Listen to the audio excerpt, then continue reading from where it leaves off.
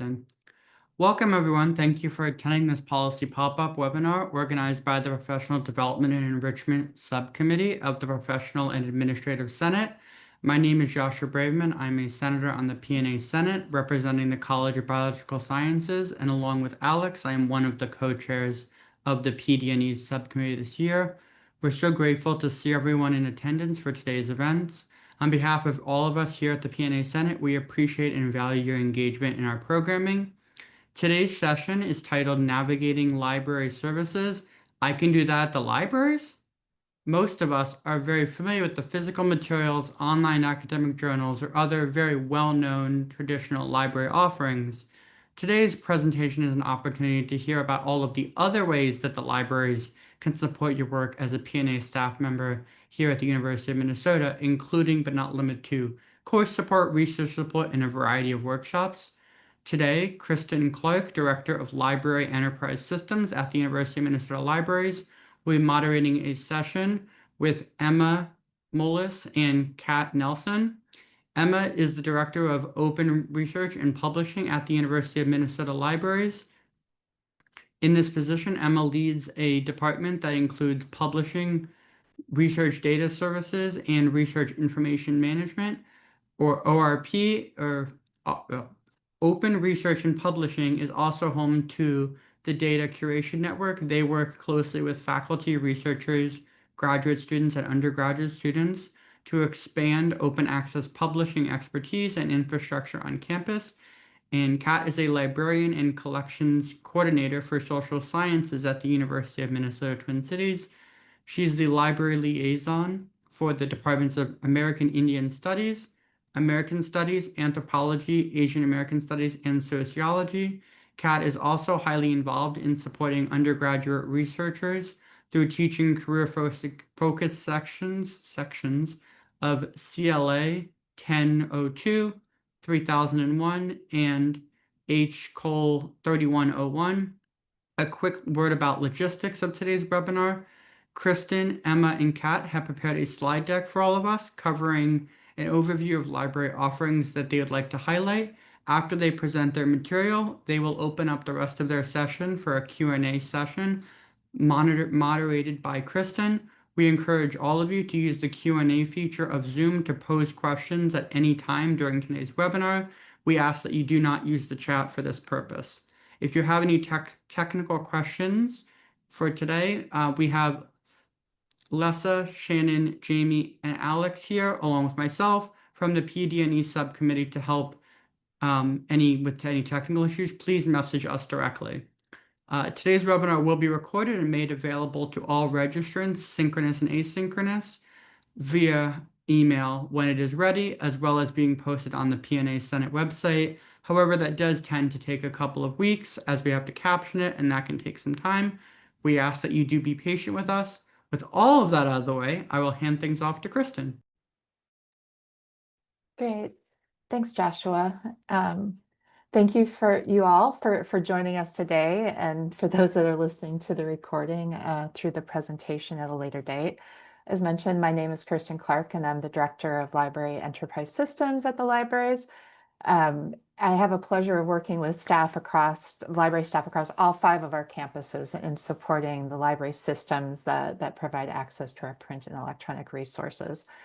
We only have an hour today to talk about what all the libraries do across the University of Minnesota in supporting research, teaching and learning, student support, and really all the work that's done here at the university. But hopefully through this, we'll talk about a few things that you didn't know about. And that's really our big hope here, is to provide some insight into those things that may not necessarily come to mind directly when you think about the libraries. Next slide, please. Actually, we've already been introduced, but I wanted to include just our key presenters here, Emma and Kat, for the recording. Next slide. So before I turn this over to Emma and Kat to talk some more specifics, I did want to provide a little bit of context into the depth and breadth of the library services that are offered at the University of Minnesota. Physically, we have libraries on each campus where, as you can see from the links on this page, and from the following ones, the campuses provide opportunities to dive into more specific research and staff that understand the programs, the research, and the teaching that happens at each of our campuses. Hopefully, and we'll be sharing the slides after here. You'll get, as I mentioned, something from our discussion here, but you can also dive more deeply into the library at your campus through the links on this page. Next slide, please.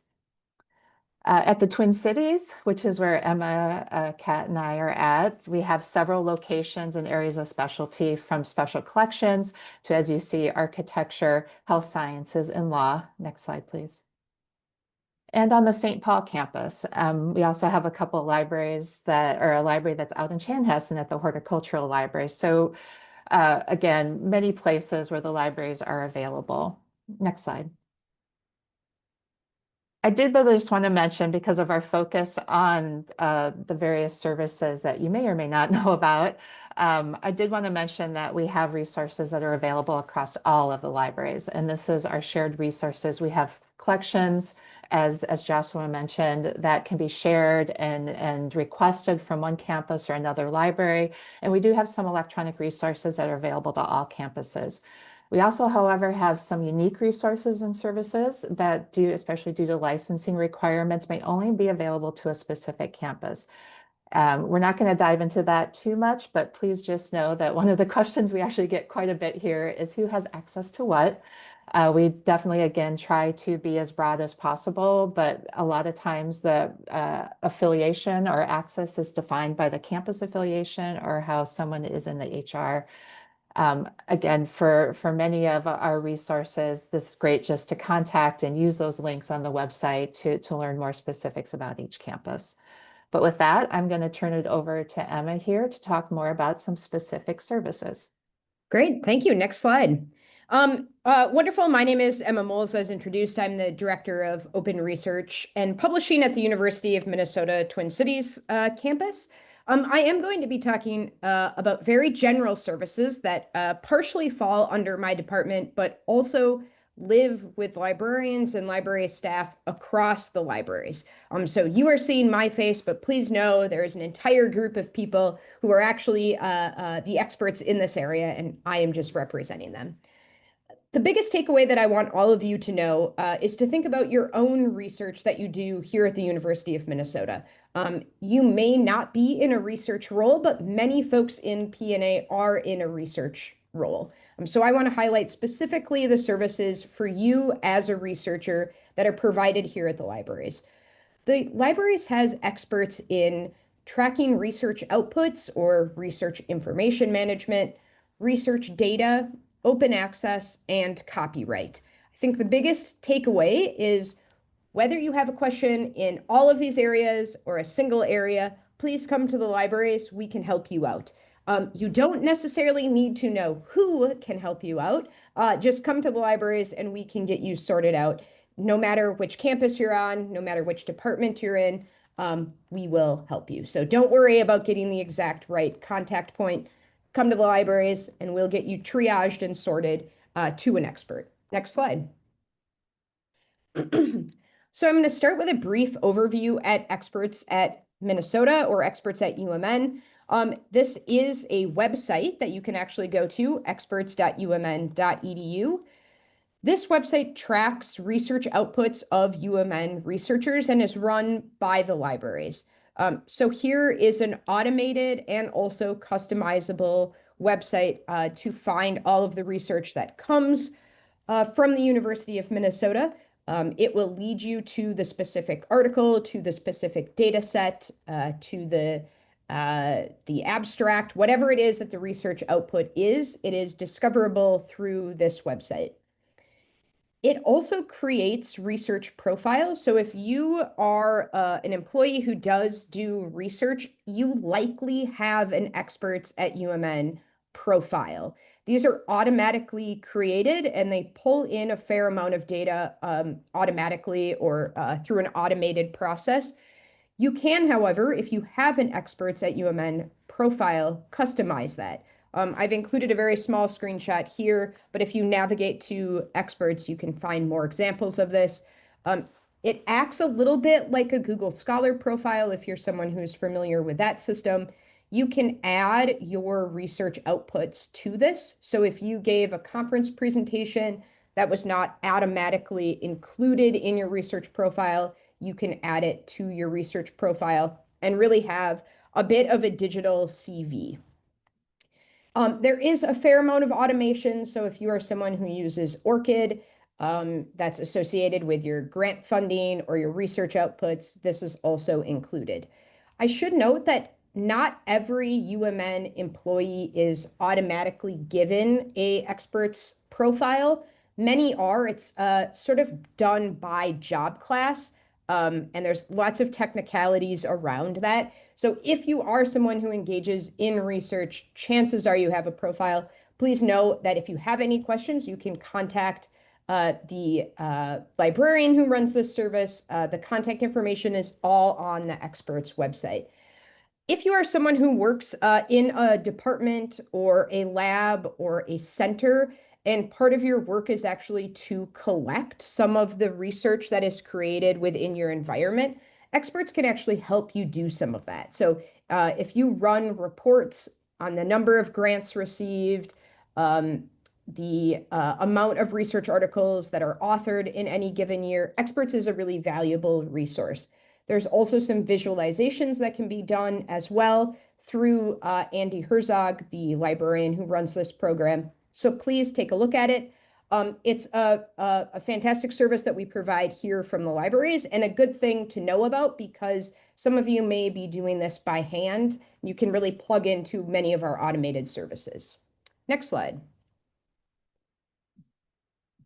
I should say too, this is like going to be a lot of information at once, but there's a bunch of websites about it as well. The libraries also has expertise in research data services. Research data services are related to the data that is produced through your research here at the University of Minnesota. Our experts can consult on research data management plans known as DMPs. If you are someone who has historically or in the future plans to get federal funding for your research, you are likely familiar with a DMP. It's a requirement of many of the federal agencies and some other funders as well.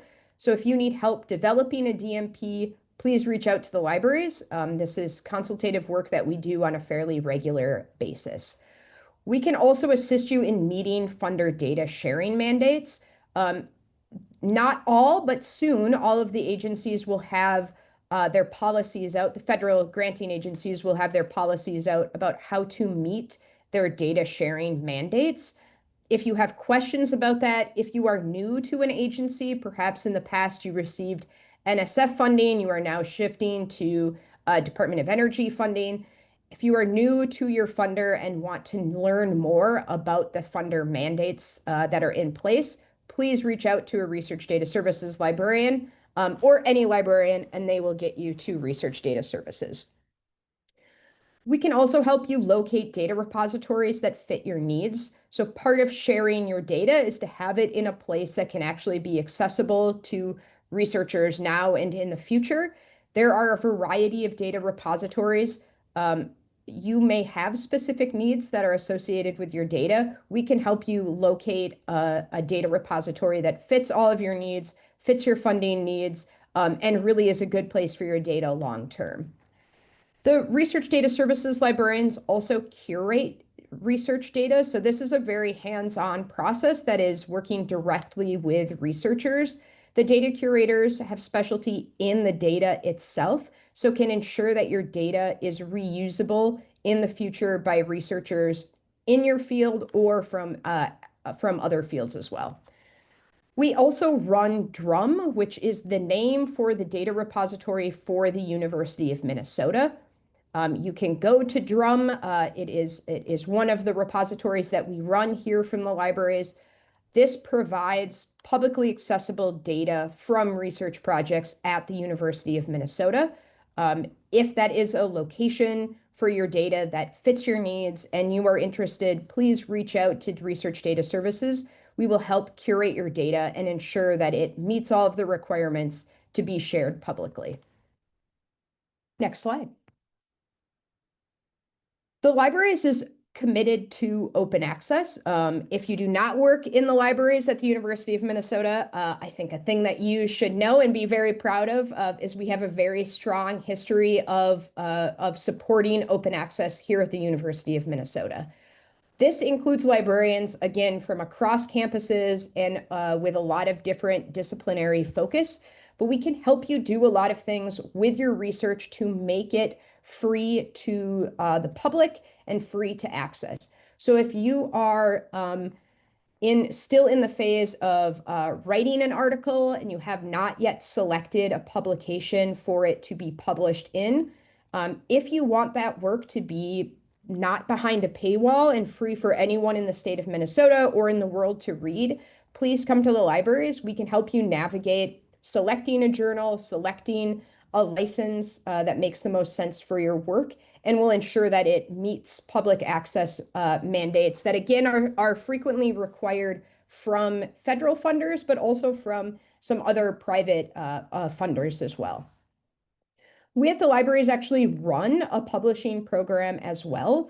So I want to especially say, if you are a scholar or researcher who works with a society publication, please consider flipping your journal from closed access or subscription access to open access. We at the libraries can help you do that. We provide peer-reviewed management systems. We have an entire publishing program that both is focused on books and academic journals. So please stop by the library with any questions that you have. The best way to ensure that your research is openly accessible is to inquire prior to publication. So right now is a great time to think about your research that is not yet published. We also do consultations on publishing agreements. So if you have a question about a contract that you are about to sign, we are not your lawyers, but we can help you understand some of the common terminology and structures to publishing agreements. We also run, as part of the publishing program, an open education resource unit. If you are an instructor and want to make your coursework that you create freely accessible to all students around the globe, we publish open access textbooks. So if you are thinking about publishing a textbook, why not try open access and stop by the libraries and learn more about our program here. We can also assist you in depositing copies of your work into the University Digital Conservancy, which is the university's institutional repository. So if you published an article back in 2012, you wish that everyone could read it and it wasn't just locked behind a subscription, let us know. We can help you figure out which version of that article can be freely accessible in our public repository. Next slide. The last area of expertise I really want to highlight is copyright. We have a copyright librarian, and we also have folks who work around issues of copyright daily here in the libraries. If you have a question about the University of Minnesota copyright policy, the libraries is a great place to start. We can help you understand how your work is being, which copyright applies to your work, and if you need any help sort of navigating the implications of that. We also consult on licenses. So if you are someone who wants to put a Creative Commons license on something that you created, we can help you understand the different types of license that are available, and again, further implications of putting a license on your work. We will discuss author agreements. So if you as an author are about to sign something and you have questions about some of the language, again, stop by the libraries. It is amazing how confusing and bizarre author agreements can be. Perhaps you have experienced this in the past, so please stop by the libraries for a consultation. We also educate on reuse and fair use. If you have a question about something, whether that's in the capacity as a researcher, a scholar, or as an instructor, and you're wondering if something can be used in the classroom or on your research website, we are happy to have conversations about reuse and fair use. We also provide training and education for graduate students, researchers, and faculty members. I really want to highlight graduate students in this space. Graduate students, as many of you know, because you were a graduate student, often have the complicated task of turning their entire or portions of their dissertation into peer-reviewed articles or book chapters or an entire book. There are lots of reasons why copyright gets really complicated in this process. It is never too soon to have a copyright expert or a copyright librarian meet with your graduate students, if that's in your department, in your lab, etc. Please send all of those consultations to the libraries and we can help get you sorted out. So that is the end of my presentation. It's a lot of high-level research services that we provide, but please know the libraries is a fantastic place to start with any questions that you may have about the topics I went over today. You are welcome to try to navigate through which librarian to contact, but if you just start with the libraries, we will help get you sorted out and get you to the right expert. And with that, I'm going to turn it over to Kat. Thanks, Emma. And so with that, I'm actually going to talk a little bit about those people that like are all over the libraries, no matter what campus you are at, your librarians. And just some of the other things that we can help you with that may not be totally research, capital R research, like oriented. So your librarians can help you with, of course, finding and using library resources, information literacy and library instruction requests, materials requests for your research and teaching. So looking for like things to add to the collection, books, journals, media, databases, films, maps, data, all those things. And then organizing information and using citation managers. And so there are librarians that specialize in supporting your research, teaching, and learning. And we support faculty, staff, students in the many disciplines that are represented at the university. So like some subject areas heavily use books, while others rely heavily on journal articles or news media. And I already mentioned maps and archives. So students need help, right? And sometimes staff and faculty need help finding these sources. And so libraries can really, or librarians can really help with finding and using all these different types of information and various approaches and techniques. And so, as Emma already mentioned, we can also help with finding publishing venues. I've consulted with people on that, or managing your scholarly identity, organizing a research project and thinking about how you might use a citation manager or another tool. We are available for solo, like one-on-one or group consultations is typically the form that takes. And I like to tell people, like I typically will tell students, a consultation with me looks like 30 minutes, probably via Zoom, but I'm willing to meet in person if you want. And we will discuss what you need, and then it will be more like a learning experience. Like it isn't necessarily that I'm going to go find everything for you, although sometimes I do follow up with a list of resources that I found, but often it is us working together to figure out how do we get at the things that you need. And then, yeah, okay, I'm gonna keep going here. So librarians also offer instructional support, and the way that looks is typically consulting on assignments and activities with staff and faculty. We also teach library sessions either in class or on, online. And we also create content that enhances student learning.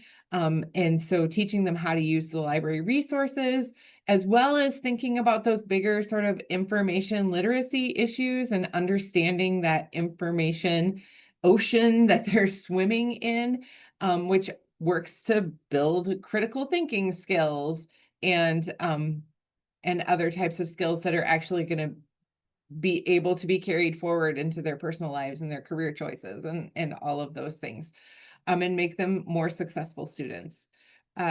We also do create things called library resource guides, which are basically curated collections of resources that a course librarian or a library liaison has gone through and said, these are the items that I highly recommend for this course. And that can be based on the level of the course, what the actual curricular needs are, or the assignment or activity needs are for the course.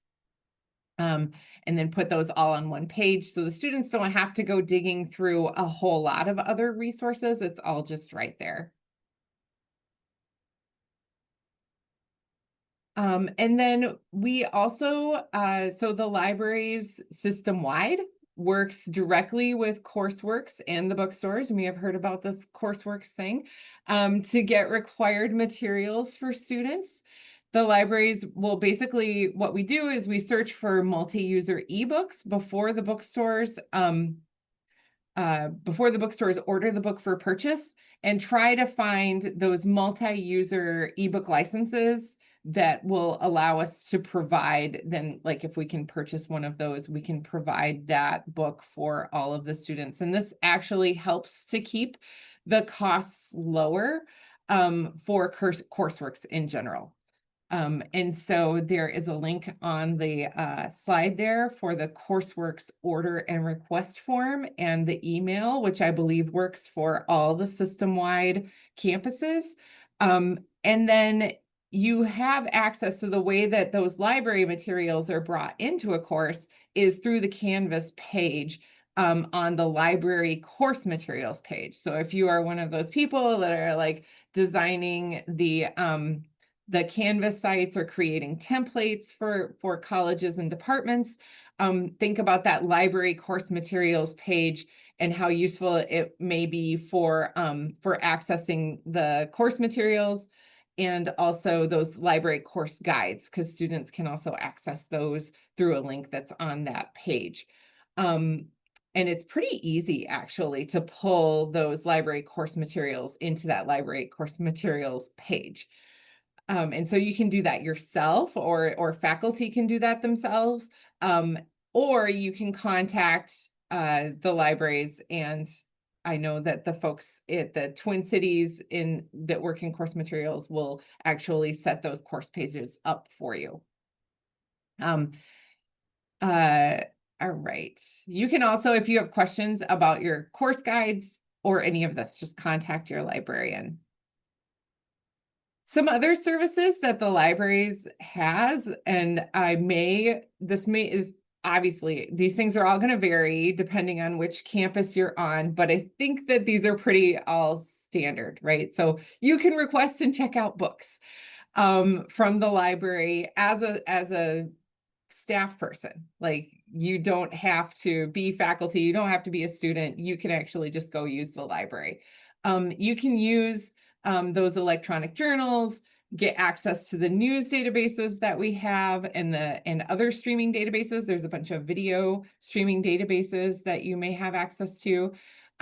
We also have popular reading collections. So just if you are, like, for instance, if you're on the Twin Cities campus and you walk into the Wilson Library lobby, there is a beautiful popular reading collection that is off to your left when you walk in, and you can browse that and check out those books. You can also look in the library catalog and have books delivered to your office or the closest library to you. For some of those popular reading collections, we also have Overdrive and Libby. So the Libby app is, you may be more familiar with it working with the public library. but you can actually connect your to the University of Minnesota or not catalog, but the University of Minnesota has an account in Libby as well, so you can connect your account through there and get access to all of those books for being able to read some of our ebooks. It's not our entire ebook collection, right? But it is those that are offered through Overdrive. Interlibrary loan, you can use the library to request items from other places. So like, let's say that you are doing some research using Google or Google Scholar or somewhere else, and there's this book that you want, but the library currently doesn't have it. You can request that via interlibrary loan, and we can get it for you from another library. The library buildings, the library spaces physically have printing, scanning, and computers in them for that are available for anyone, any campus or UMN affiliate, right? But also, I believe typically for the general public too. You just have to get a card to be able to use those things. And then there's also audio visual equipment that students or you can check out. Let's say you need a really fancy camera for an event that's happening and you want to get some really good shots. There are ways that you can get those items from the libraries, including like cameras, microphones, tripods, things like that. I am not clear if all of the system campus libraries have maker spaces, but I do know for sure that the University of Minnesota Twin Cities has 2, and Morris has 1 that I saw. And so those spaces are created to be pretty entry-level spaces for students to be able, or for anyone to be able to go in and use the equipment that's in there. Some of the things on the Twin Cities campus that are available are 3D printing. There's a Cricut machine. There are sewing machines. I believe there's an embroidery machine. So things like that, check out those spaces. And then we also offer workshops. Anyone can attend any of the workshops, I believe. I know for sure the University of Minnesota Twin Cities workshops, anyone can register and attend. And so some of those have to do with how do you use getting started with a citation manager like Zotero or EndNote. There's a series of workshops right now running on like how do you do systematic reviews? How do you write a literature review? Those are, again, things that, you know, maybe for a staff person, but also for your grad students or for your undergrad students, being able to direct them to those places. All right, that was fast. that was it. And so we're here for questions. Yes, you guys definitely are here for questions, and I've certainly got some, but I'll jump in here really quick to remind our audience that they can be using the Q&A feature of Zoom to be recording their questions. They can be doing that at any time. And I know there is a question in there that I will let you guys answer, but I also want to jump in here to ask a couple of questions that I know as a representative on the PNA Senate, I've been asked that I think are relevant here. First, what's the fastest way to find the right person at the libraries for answering my question? Because we all, I know, have the experience where we're just trying to talk to a human and we don't know how the best way to find that human is. And then the second thing I will ask at this moment is that I know that through the libraries, we have access to a lot of newspapers, including, for example, the New York Times. How do we utilize those resources? I know personally, for example, I know how to find like a specific article, but I do not know, for example, how to like navigate around a New York Times paywall, if that was something I needed to do, and if that's a service we actually have access to or not. So I thought I'd start us with those 2 questions. Kristen, if you want, I can take those 2. Go for it. I'm answering the question that was in the Q&A here, so why don't you do that and I'll answer there. Okay. All right. So first of all, the fastest way to figure out, like, to get to the person that you need to talk to at the libraries is just to either email the library directly. So on those website pages, there should be some contact information. So just using that general email, or using the 24/7 chat. So that 24/7 chat actually goes to a real person. It's not a bot or anything that's answering the other end of that. And they will figure out the best way to direct your question. Can we put the link to the email address in the chat? Unfortunately, so the email address for each campus is going to be different. So it depends on what campus you are located on. Yeah, there's not like a central library email that covers all the campuses.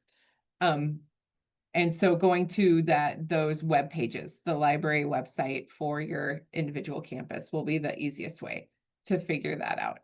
And then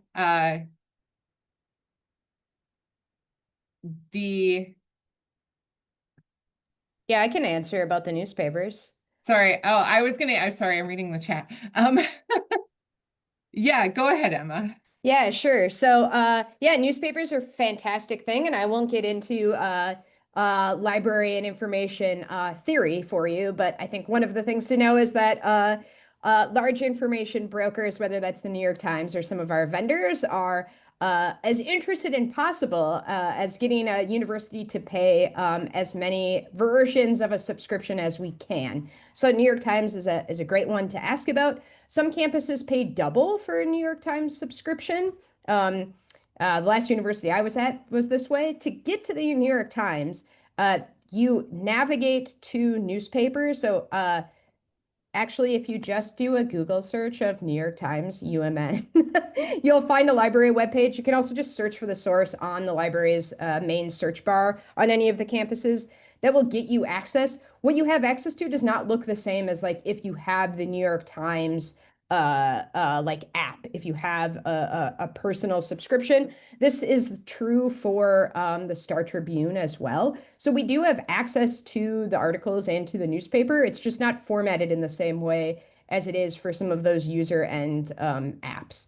Newspapers are especially complicated group of resources, in part because a newspaper may publish an article in print with one title, electronically with another title, and on their newspaper app under one title. So we luckily have a lot of expertise in using and searching for newspapers. If there is something specific that you're looking for, whether that's historic or current, please let the libraries know and we can assist you with that as well.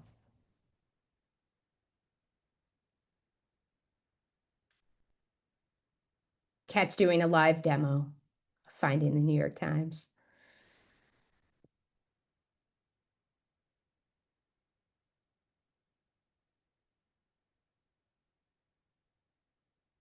Other questions? If you have Kristen? not logged into library resources from off campus, that's actually a fantastic thing to practice. You could actually even see, like on Kat's screen, Kat's on campus, but it will ask you to log in to place holds or to get behind some of our paid resources.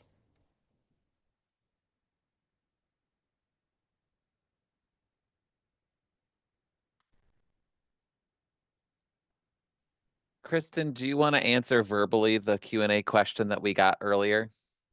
Sure. So the question came in was, what is a Cricut machine? And so that is actually something that is used a lot to create customizable stickers, decals, labels for a variety of projects. Some people have seen it more in kind of a arts and crafts kind of situation, but it is used also for projects that students are doing and for users on campus. I did place a link in that Q&A to the maker spaces, which is where those machines are, as well as other equipment. And so that would be a great place to take a look and see what those machines look like, what they're used for, and also for contact information if you're interested in using that or any of the other. There's multiple equipment pieces. The 3D printers is another example of something that's in the Twin Cities makerspace. So I'm just, I'm gonna interrupt and really quick be like, this is what the New York Times subscription looks like that we have. You can browse the latest issue of the New York Times in this way. And so like you can see that this is the latest available and you can browse through the different articles here. It does not look like, right, the digital edition of the New York Times.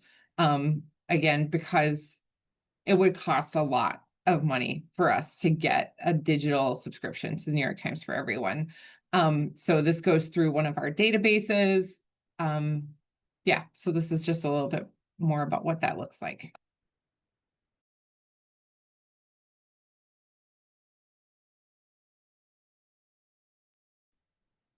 Yeah, and there was a question too about what are some of the upcoming workshops that happen in the library. I can speak specifically to upcoming ones here at the Twin Cities campus. We're in our final day of September, so October is obviously a new month with a new batch of workshops. So we offer a workshop coming up in 2 days on introduction to evidence synthesis. So if you're someone who does evidence synthesis as part of your research, there is a workshop, I think next week on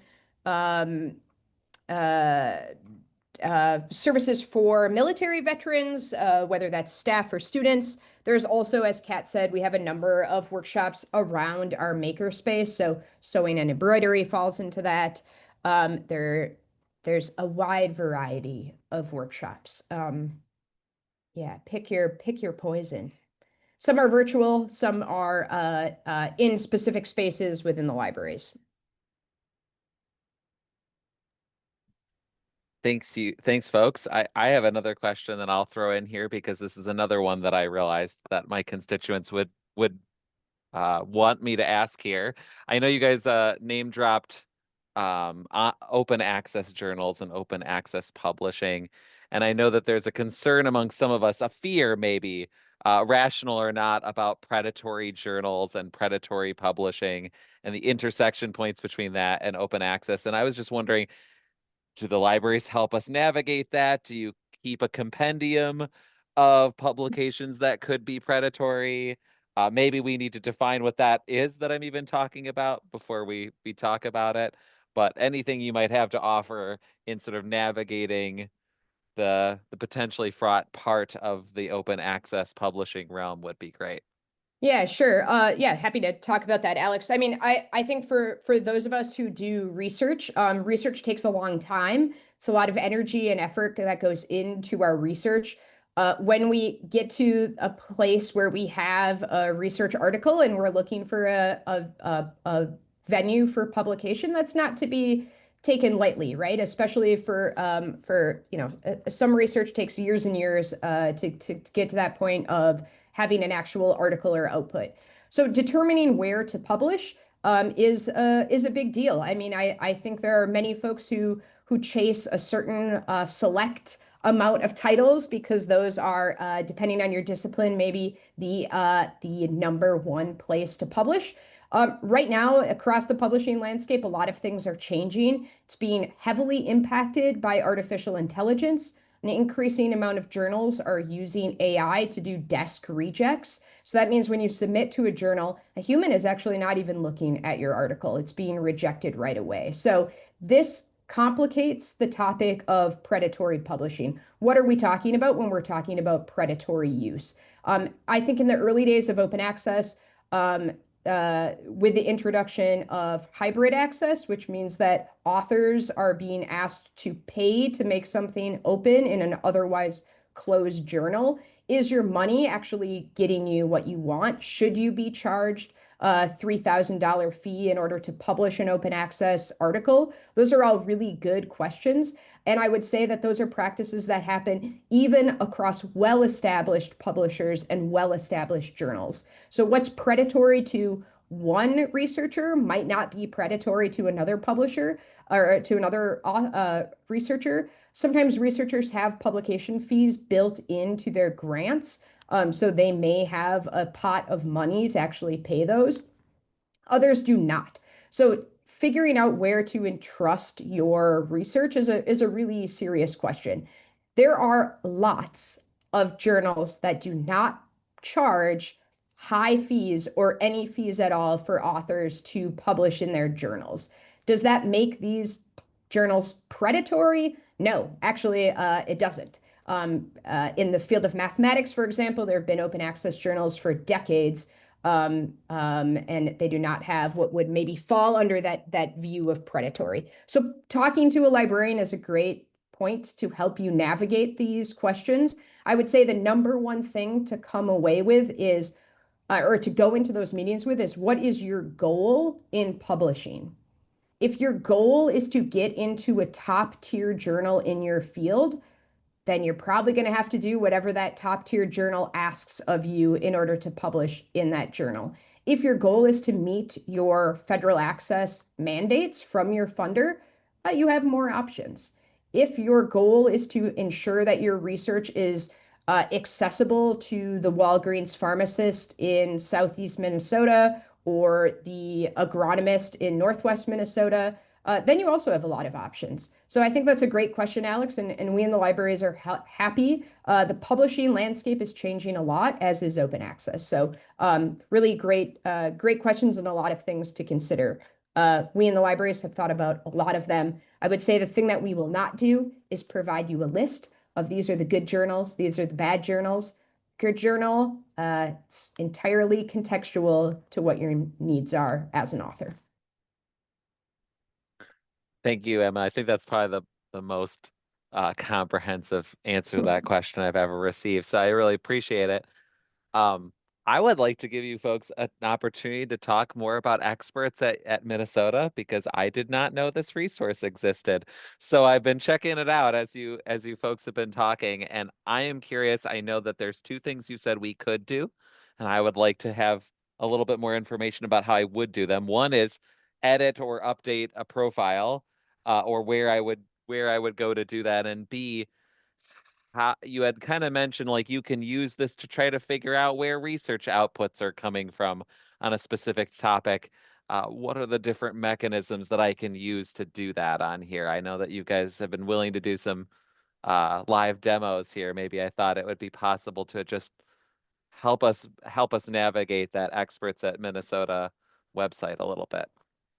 Yeah, certainly. So Kat will get us there right now. So right on the front page at Experts, after it loads.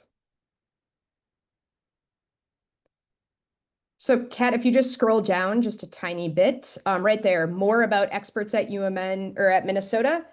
There's the sign-in page. So if you have a profile, which is created automatically for you, depending on your job title, and I should say it's depending on your job title for a number of complicated reasons that we don't need to get into here. But if you are someone who does have an expert's profile, which you can search for yourself, Kat, you don't have to click anything, but if you just scroll up to where it says profiles right above your cursor, yeah, so you can search. We have 9,000 researchers across the UMN who are profiled here. You may even have a profile that's not surfaced publicly. So if you sign in, it will automatically, you'll be able to navigate to if you have a profile. The system is incredibly robust. So this is a vended product. So we did not create this here at the University of Minnesota. It's a little bit of it is self-explanatory once you log in, but it does a lot. This is like a really powerful system, so it can get pretty overwhelming the more you get into it. So if you have a profile and you log in, if you are trying to do something like add your photo, add a research output that is not captured there currently, there are some sort of self-guided tips for that, but otherwise contact Experts at UMN. Somewhere on this page is actually the list or the contact point if you have any questions. And so you can do a lot of things in here. You can kind of search specifically. If you go back to the homepage, Kat, it breaks it down by research unit. So if you click on research unit, yeah, and we won't navigate too far into these, but it's broken down by campus. So we do gather research outputs from all of the different campuses. And you can see like here within Duluth that we have 529 profiles. And it does show some collaboration. So again, a lot of this is automated. So your research outputs are tracked by a number of systems. What Experts does is pull in all of those different resources to kind of get a sense of what research outputs are out there. We know we have some missing. If you are somebody who publishes works at a conference that are not assigned a DOI or a digital object identifier, those are likely missing. So it'd be great for you to fill those in. Book chapters are something that are often hard to gather in an automated forum. So again, please go in if you have a research profile and add that. And then if you are someone who sits in maybe like a departmental coordinator role, or you have job duties that include like gathering information about the research outputs of your department and center, there's actually an entire back end to this system. So what we're looking at right now is just the front public-facing website.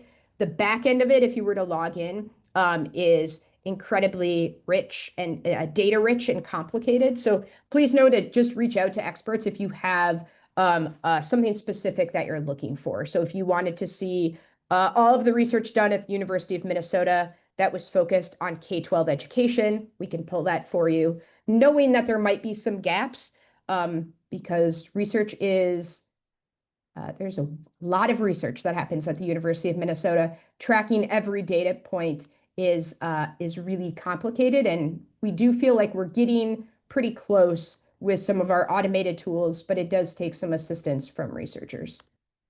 Thanks, Kat, for navigating Experts.